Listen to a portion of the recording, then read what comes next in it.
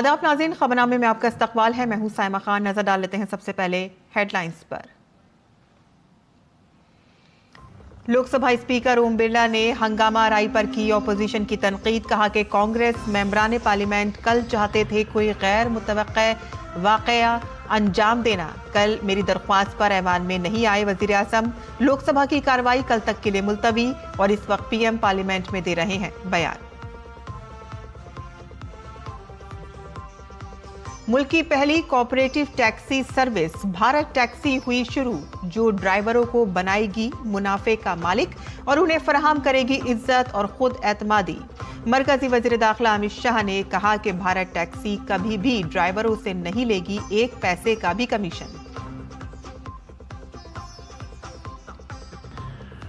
हिंदुस्तान और खलीज ताउन कौंसिल ने एफटीए पर बातचीत शुरू करने के लिए शराइत और जवाबित पर किए दस्तखत। मरकजी वजीर पीयूष गोयल ने कहा कि यह मुआहिदा हिंदुस्तान की तवानाई और खुराक के तहफ्फुज़ को बनाएगा यकीनी।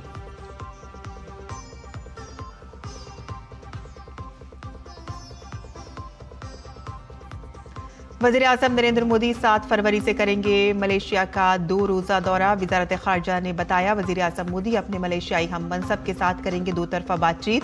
तिजारत, सरमायाकारी, दिफा, सिक्योरिटी और सेमी कंडक्टर्स जैसे मामलों पर रहेगी तवज्जो।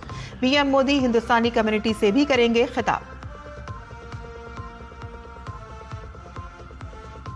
मगरबी बंगाल की ममता बनर्जी हुकूमत को बड़ा झटका। 20 लाख रियासती मुलाजमीन को सुप्रीम कोर्ट से मिली राहत।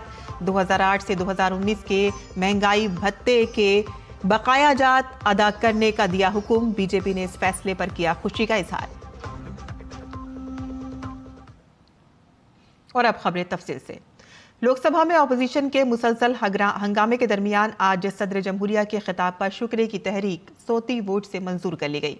शोर और नारेबाजी की वजह से ऐवान की कार्रवाई अच्छी तरह से नहीं चल सकी और जिसकी वजह से लोकसभा स्पीकर ओम बिरला ने इजलास दोपहर 3 बजे तक मुलतवी कर दिया। और इससे कबल लोकसभा स्पीकर ओम बिरला ने जरूरी दस्तावेजात ऐवान की मेज पर रखे और स्पीकर की कुर्सी के करीब एहतजाज करने वाले अपोजिशन अरकान पार्लियामेंट को बैनर्स न लगाने की हिदायत दी। मुसलसल हंगामा आरआई के दरमियान स्पीकर ने सदर जमहूरिया द्रौपदी मुर्मू की तरफ से 28 जनवरी को लोकसभा और राज्यसभा के मुश्तरका इजलास में दिए गए खिताब पर लाई गई शुक्रिया की तहरीक ऐवान के सामने रखी। जबरदस्त हंगामा आरआई के बावजूद लोकसभा ने इस तहरीक को सोती वोट से मंजूर कर लिया और इसके बाद भी मुसलसल हंगामा आरआई के सबब ऐवान की कार्रवाई कल तक के लिए मुलतवी कर दी गई। कि सत्र में समवेत लोकसभा के सदस्य राष्ट्रपति के उस अभिभाषण को जो उन्होंने 28 जनवरी 2024 को एक साथ समवेत संसद की दोनों सभाओं के समक्ष देने की कृपा की है, उनके प्रति हम अत्यंत आभारी हैं। जो सदस्य इसके पक्ष में हाँ गए, सदस्य विरोध में ना गए, मेरे विचार में निर्णय हाँ वालों के पक्ष हुआ, निर्णय हाँ वालों के पक्ष हुआ, प्रस्ताव स्वीकृत हुआ। पार्लियामेंट के बजट इजलास के 7वें दिन राज्यसभा में कायदे ऐवान जेपी नड्डा ने कहा कि वजीर आजम नरेंद्र मोदी की क़यादत में हमारी हुकूमत हर मसले पर बहस के लिए तैयार है। ताहम वजीर आजम लोकसभा में बहस का जवाब देने के लिए तैयार बैठे थे, लेकिन आपने ऐवान को काम करने से रोक दिया। जेपी नड्डा ने कहा कि कांग्रेस पार्टी में कई सीनियर लीडर हैं, लेकिन आपको अपने मासूम बच्चे के लिए पूरी पार्टी को यरकमाल नहीं बनाना चाहिए। मैं खड़गे जी के माध्यम से कांग्रेस पार्टी और देश को भी यह स्पष्ट संदेश देना चाहता हूं कि माननीय प्रधानमंत्री मोदी जी के नेतृत्व में चलने वाली सरकार हर समय हर तरीके से चर्चा करने के लिए और डिस्कशन करने के लिए तैयार है। लोकसभा में जो बातें हुई हैं उसका जवाब लोकसभा में हमारे सदन के नेता और संसदीय दल के नेता और देश के नेता प्रधानमंत्री मोदी जी वहां पर जवाब देने के लिए तैयार बैठे रहे। लोकसभा को आपने चलने नहीं दिया। एक बात मैं जरूर निवेदन करूंगा, अपनी पार्टी को अबोध बालक का बंधक मत बनाइए, बंधक मत बनाइए।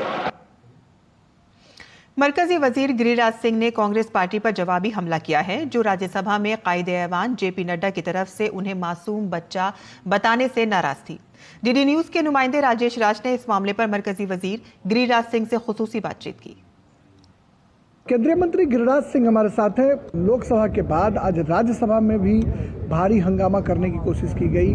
नेता सदन जेपी नड्डा ने कहा कि लोकसभा की बातों को राज्यसभा में डिस्कस नहीं कर सकते और उन्होंने राहुल गांधी को अबोध बालक कहकर संबोधित किया कि अबोध बालक से पार्टी को बचाइए, सदन को चलाइए। पूरा सदन, पूरा संसदीय व्यवस्था, पूरा संसदीय इतिहास में ये अबोध बालक का नाम काले अक्षरों से लिखा जाएगा कि ना पता नहीं ये लीडर ऑफ अपोजिशन हैं या इन्होंने पार्लियामेंट का ही लीडर मान लिया है कि जो मैं कहूँगा वही होगा।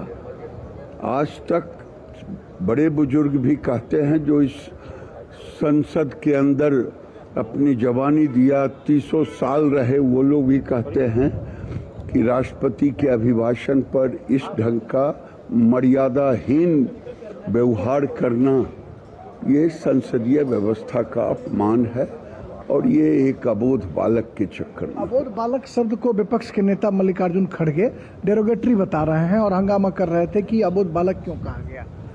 अबोध बालक के चक्कर में अब अबोध बालक कौन है ये तो वो बताएं, काहे को उनको तकलीफ है अबोध बालक से। खड़गे जी को तो अबोध बालक कोई कहा नहीं कि खड़गे अबोध बालक के चक्कर में।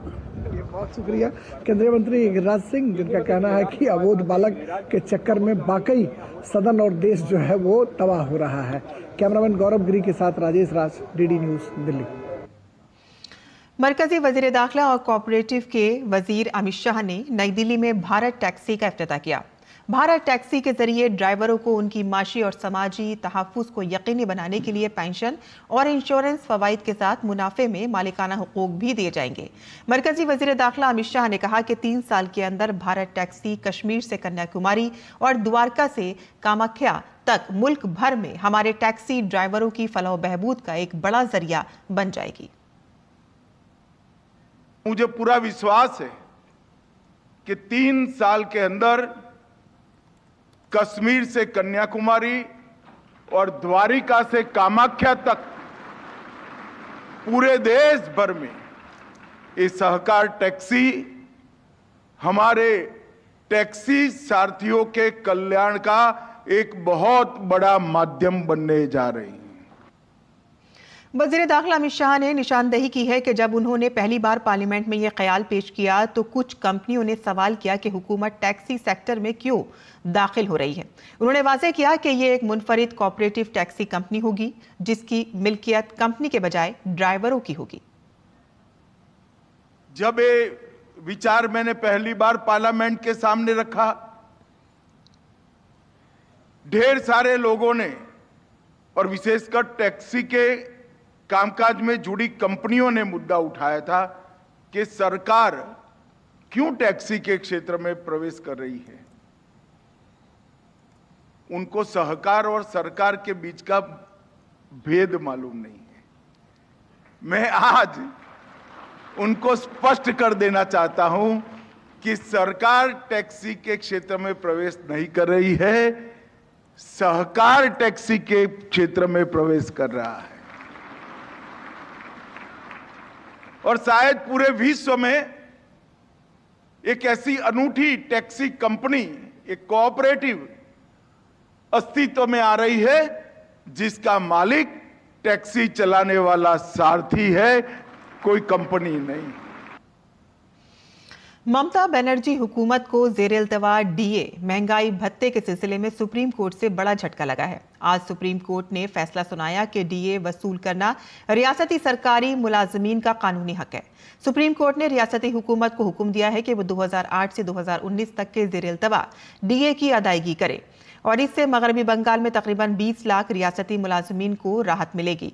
सुप्रीम कोर्ट ने यह भी कहा है कि इससे पहले उबूरी हुक्म के मुताबिक 6 मार्च तक ज़ेर-ए-इल्तवा डीए का 25% अदा किया जाना चाहिए और इसके साथ ही बाकी डीए किस्तों में अदा किया जाए।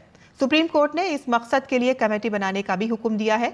सुप्रीम कोर्ट ने सुप्रीम कोर्ट की साबिक जज इंदु मल्होत्रा की सरबराही में एक कमेटी तश्कील दी है। कमेटी अब फैसला करेगी कि ज़ेर अल्तवा डीए की अदायगी कैसे की जाए। सुप्रीम कोर्ट ने कमेटी से 16 मई तक रिपोर्ट भी तलब की है और इस मामले पर अगली समाअत अब 16 मई को होगी। और इस मामले में रियासती मुलाजमीन की तंजीम संग्रामी जोधा मंच ने इल्जाम लगाया था कि रियासती हुकूमत ज़ेर अल्तवा डीए की रकम लक्ष्मीरी भंडारा क्लबों को अतिया देने और खेलों से मुतालिक मेलों पर खर्च कर रही है। पिछले 3 सालों से संग्रामी जोधा मंच ज़ेर अल्तवा डीए का मुतालबा करते हुए शहीद मीनार पर एहतजाज कर रहा था।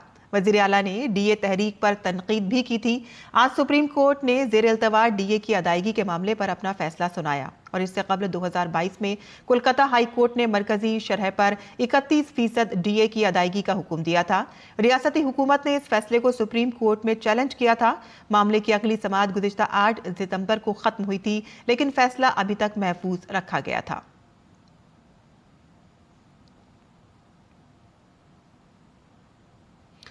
साबिक सुप्रीम कोर्ट जज इंदु मल्होत्रा की सरबराही में एक कमेटी तश्कील दी गई है।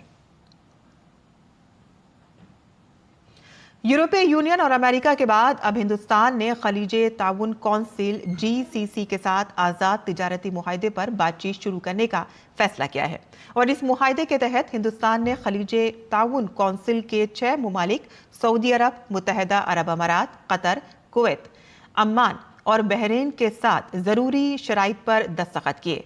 मरकजी वजीर पीयूष गोयल ने इस फैसले के बारे में कहा कि GCC के साथ मुआहदा 2 तरफा ताल्लुकात को मजीद मजबूत करेगा, तिजारत को फरोग देगा और रोजगार के नए मौके पैदा करेगा।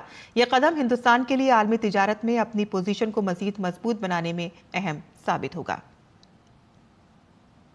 Agreement with the GCC group of 6 countries will further strengthen our relations both on a geopolitical and trading elements, will help draw greater amounts of investments, create job opportunities for Indians both in the GCC nations and in India, encourage the food security and energy security of both the GCC nations and India, and give a message to the world of our deep ties and historic relations. Hindustan खलीजे ताउन council GCC के साथ जरूरी शराइत पर दस्तखत की तकरीब में मरकजी वजीर पीयूष गोयल ने हिंदुस्तान और अमेरिका के दरमियान जारी तिजारती बातचीत के हवाले से एक अहम बयान दिया। उन्होंने कहा कि दोनों ममालिक के दरमियान होने वाले मुज़ाकरात इंतहाई मुस्बत और बामानी हैं। वजीर पीयूष गोयल ने उम्मीद जाहिर की है कि अगले 4 से 5 दिनों में एक मुश्तरका बयान जारी किया जाएगा, जिसके बाद दोनों ममालिक के दरमियान तिजारती ताल्लुकात में अहम पेशरफ्त होगी।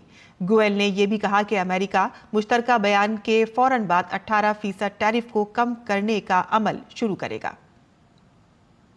अगले 4-5 दिन में हम एक joint statement United states of America और भारत के बीच में फाइनलाइज करके साइन कर देंगे और उस जॉइंट स्टेटमेंट के आधार पर शुरुआत हो जाएगी हमारे दोनों के बीच में इस समझौते की पहली कड़ी। साथ ही साथ एक फॉर्मल एग्रीमेंट ड्राफ्ट हो रहा है जिसको शायद महीना भर 1.5 महीना लग सकता है और उस फॉर्मल एग्रीमेंट को मिड मार्च तक साइन करने का अंदाजा है। लेकिन 18% जो US टैरिफ्स घटने हैं वो जॉइंट स्टेटमेंट अनाउंस होने के बाद एग्जीक्यूटिव ऑर्डर द्वारा यूनाइटेड स्टेट्स ऑफ अमेरिका कर देगा।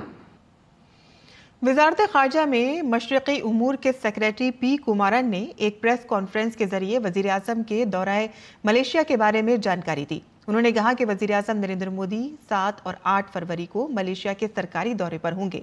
वजीर आज़म मलेशिया के हम मनसब अनवर इब्राहिम की दावत पर मलेशिया का दौरा करेंगे। ये वजीर आज़म का मलेशिया का 3रा दौरा होगा।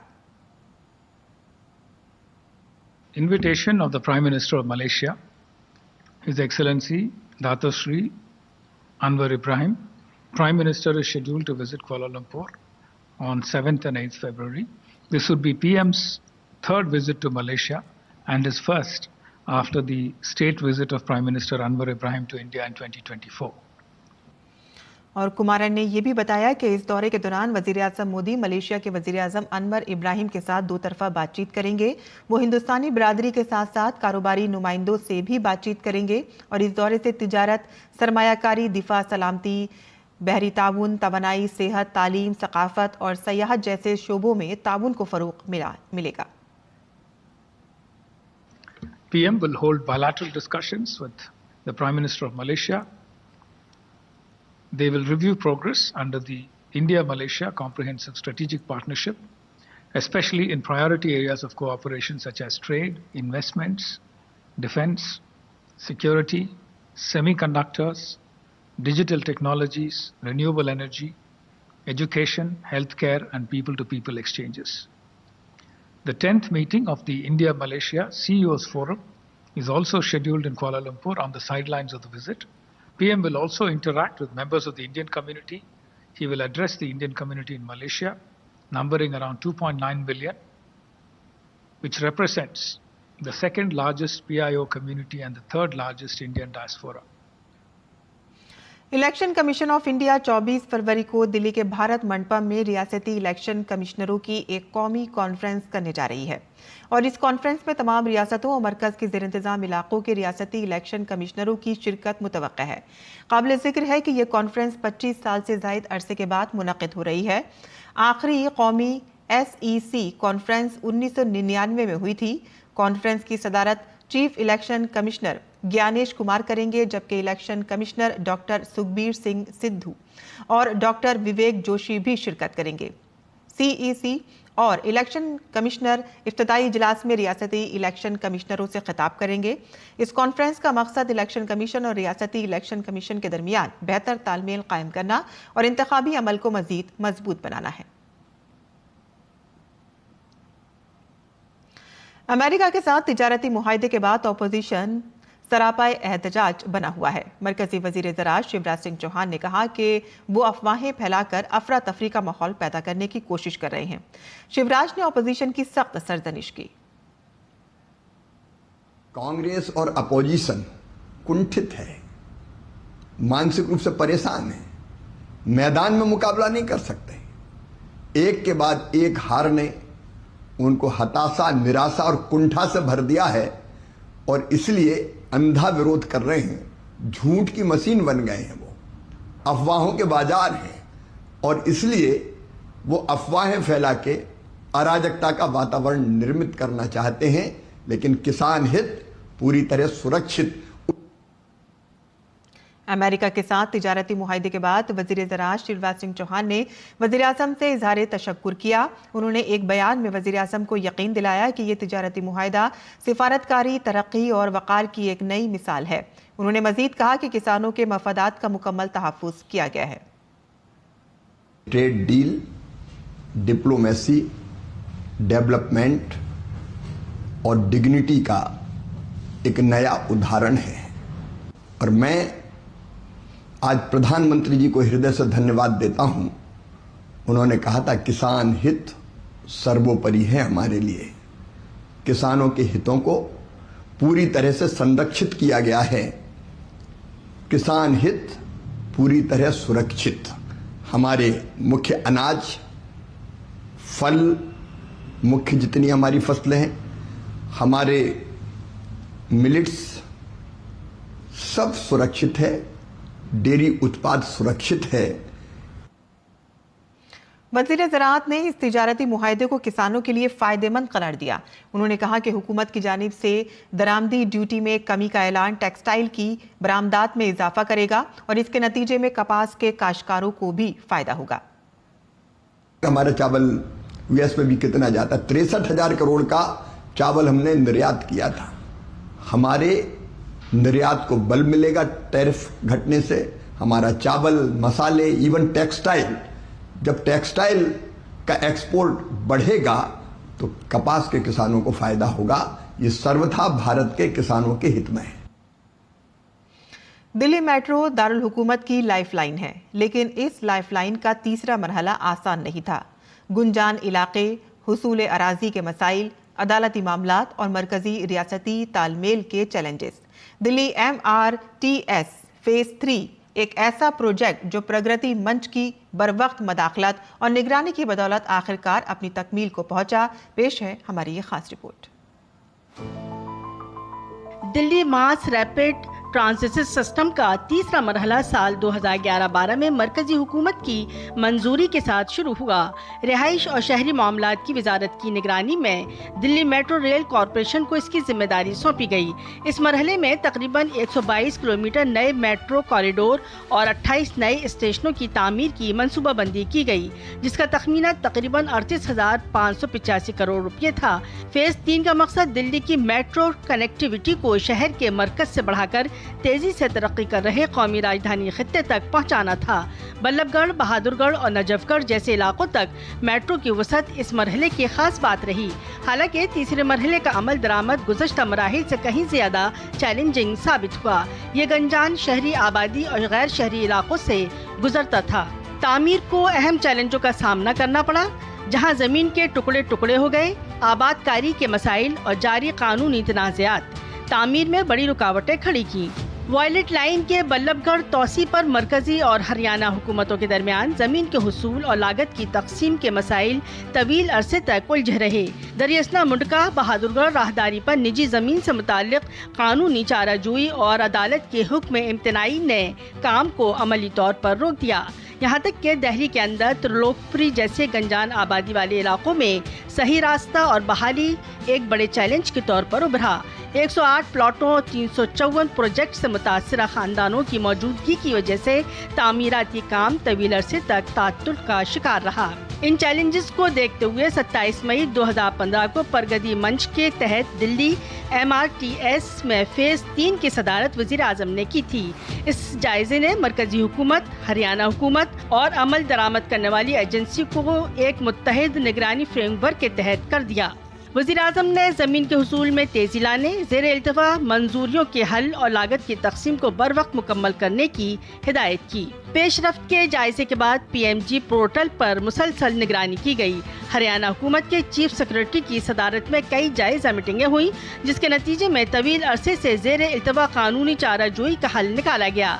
अदालत के हुक्म इम्तनाई को हटा दिया गया और ज़मीन DMRC के हवाले कर दी गई और तात्तुल का शिकार तामीरात दोबारा शुरू हो गई। दिल्ली के अंदर भी DMRC, DDA और PWD के दरमियान तालमेल के जरिए त्रिलोकपुरी जैसे हसास इलाकों में बहाली और सफबंदी के मसाइल को हल किया गया। तामीर को तेज करने के लिए मुंडका बहादुरगढ़ डपू लाइन पर और सड़क ट्रांसपोर्ट और हाईवेज की वजारत के साथ टेक्निकी हल भी तय पाए गए। बर वक्त मदाखलत और मुसलसल NHAI की निगरानी के नतीजे में प्रोजेक्ट का अमल शुरू हो गया।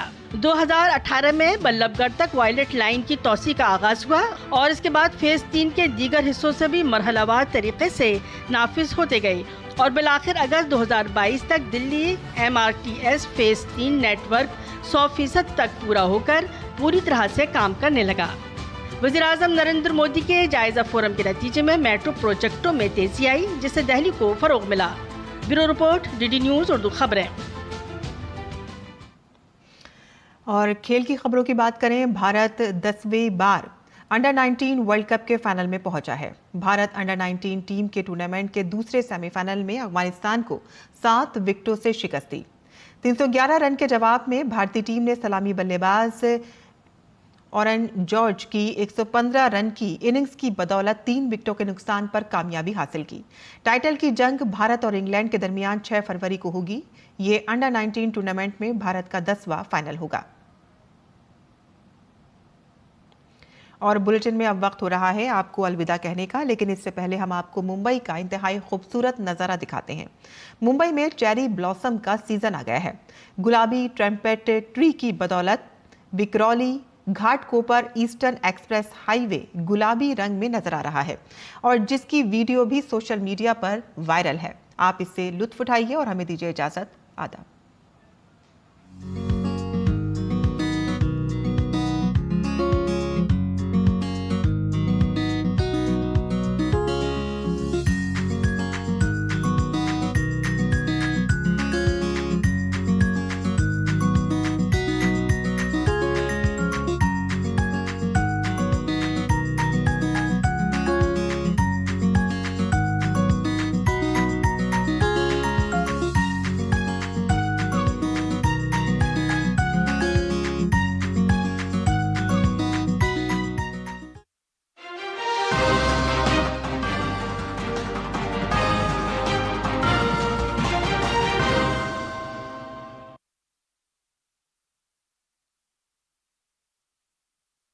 अगर उसकी इंडिपेंडेंस पे